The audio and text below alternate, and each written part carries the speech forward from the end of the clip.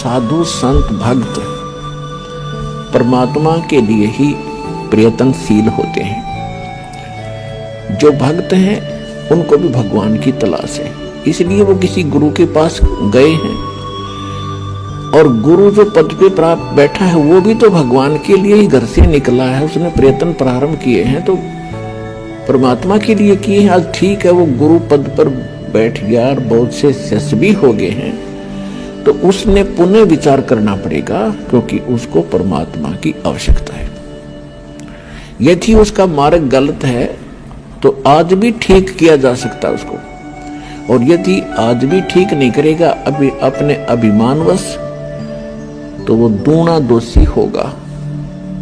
वो इस कैटेगरी का होगा कि जानबूझ साची तजय करे झूठ तेने, और ताकि संगत है प्रभु सौपन में भी ना दे। वो कृतघ्नी व्यक्ति होगा, चाहे वैसे गुरु बना बैठा है, जिसको ये पता लग गया तेरा ज्ञान गलत, तेरा नाम गलत, तेरी साधना गलत, और वो फिर भी हार मानने को स्वीकार तैयार नहीं है, यानी फिर भी ये नहीं कहता अपने शिष्यों को कि अभी मेरा मार्ग गलत है, तो वो कृतघ्नी प्राणी बताया है। उसके विषय में कहा है कि जानबूझ साची तजय और करे झूठ तेने, और ताकि संगत है प्रभु सौपन में भी नहीं थे। इसे नालायक आदमी की तो सौपने में भी भेंट नहीं होनी चाहिए इसके साथ। और जो उनके फंसे बैठे हैं भोली श्रद्धालु, अब उन्होंने स्वयं सोचना पड़ेगा।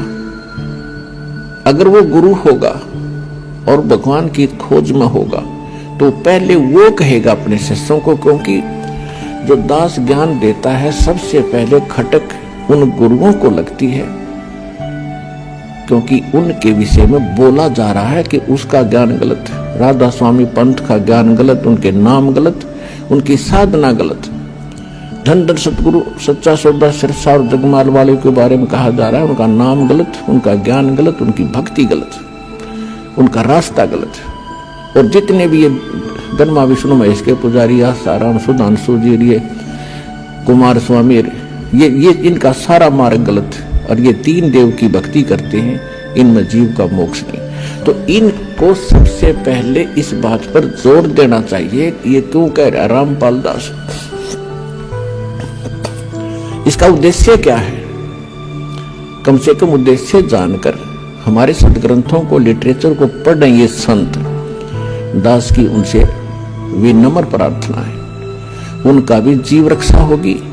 उनके अंतर्गत जो भोले श्रद्धालु फंसे पड़े हैं उनको संत मान के, संत वही होता है जिसके पास पूर्ण ज्ञान हो, और साधना ठीक है नहीं तो भक्त नहीं है, ना वो गुरु है। वो तो एक अपना जीवन नाश कर रहे हैं। तो उनसे दास उनके हित के लिए कह रहा है। जैसे कोई रास्ते में जा रहा है और काफी लंबे सफर पर पहुंच गया और वहां उसको कोई टोक रहा है, कहां जा रहे हो भाई, तो उस स्थान का नाम बताते हैं और वहां कोई व्यक्ति खड़ा है, वो कहता है ये रास्ता ठीक नहीं है आपका, आप बहुत गलत जा रहे हो। तो उस व्यक्ति को क्या करना चाहिए? 1, 2, 4 और से सलाह लेनी चाहिए, भी सचमुच मैं जा रहा हूं, ये मार्ग ठीक है कि नहीं। और उसके साथ झगड़ने लग जा कि तू क्यों बोल रहा है मेरे मार्ग को गलत, तूने कैसे बता दिया गलत। तो ये बुद्धिमान का काम नहीं, ये तो महान नीच व्यक्ति करता है ऐसा व्यवहार।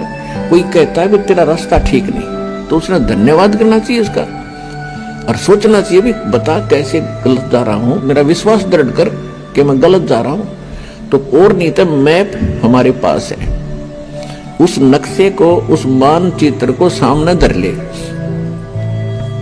और भाई तू यहां खड़ा है, ये शहर है और आप जा रहे हो दिल्ली, और आप इशार से चल के आगे सिरसा, ये सिरसा यहां पर है और दिल्ली इधर है, तेरा मार्ग इसलिए गलत है। तो फिर उसने पुनर्विचार करना चाहिए। तो हमारे जो सदग्रंथ हैं ये हमारा मानचित्र है, ये हमारा गाइड है। जो संत हमारे सदग्रंथों के विरुद्ध बताते हैं और विरुद्ध जा रहे हैं और अपने भक्तों को ले जा रहे हैं, उनके लिए दास प्रार्थना कर रहा कि आप शास्त्र विधि कर मनमाना आचरण करे और करवा के अपना जीवन नाश कर रहे हो और आपके आश्रित इन भोले श्रद्धालुओं के जीवन को नाश करके उनका भार अपने सिर पर धरकर पाप के भागी बन रहे हो। दास उनको इतना सतर्क करना चाहता है कि कुछ संभलो और विचार करो। ये मैप तुम्हें नहीं देखने आते हैं तो दास ने कति क्लियर कर रखा है। इन सदग्रंथों को दास ने कति निष्कर्ष निकाल कर सत्संग कर रखे। इनको संत भी सुने, उनके चेले भी सुने, अगर उनका समझ में आओ तो ग्रहण करें, ना कोई जोर जबरदस्ती नहीं। वैसे ही किसी के साथ झगड़ा कर लेते हैं, तुमने ऐसे गलत क्यों कह दिया, पहले देखो गलत क्यों कहा।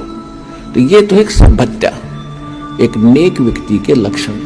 और एक बेमतलब उसको सच्चा रास्ता दिखावे, उसके भले में कहे, उसके साथ वो झगड़ा करता है तो कहते हैं कहे भली माने बुरी।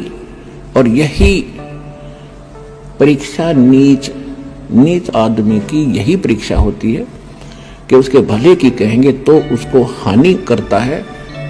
कबीर साहब कहते हैं कि साच कहूं तो जग नहीं माने और झूठा जग पतियासी। अगर साच कहूं तो जग नहीं मानता, इन झूठों की बात पर विश्वास किए बैठे हैं। कहते 9 मन सूत उड़ जिया, ये ऋषि रहे झकमार, और सतगुरु यानी तत्वदर्शी संत ईसा सुलझा दे, उड़ जन दूजी बार। अब ईसा सुलझा दिया है, इस कलयुग में नहीं उड़ सकता भी। अब ये थोड़े से दिन में ये ट्या ट्या करने वाले हैं ना विरोधी, सिर पटक कर बैठ जाएंगे। जनता है ना, बोलने नहीं देगा। बच्चा भी बस चुप हो जाओ, तेरे दिन सुन ली तुम्हारी ये बकवाद। अरे सामने प्रमाण दिखा रहा है, दास ने गला पड़ा लिया और जेल तक जा लिया इस सच्चाई को ऊपर लाने के लिए, और ये फिर भी बकवाद कर रहे हैं। इस दास ने तो न्यौछावर कर रखा है जीवन परमात्मा के लिए। परमात्मा के बच्चों तक इस तत्व ज्ञान को पहुंचा कर छोड़ूंगा, चाहे कुछ भी बीतो मेरे साथ।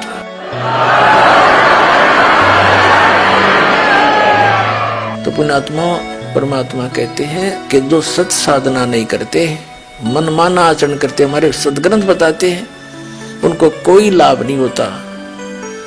तो पुण्यात्माओं, इससे बचना चाहते हो, सत भक्ति करना चाहते हो, तो इस दास के पास वो यथार्थ भक्ति है। वेदों अनुकूल, शास्त्र अनुकूल, सदग्रंथों के अनुकूल अपना कल्याण कराओ और जीवन सफल बनाओ। सत साई।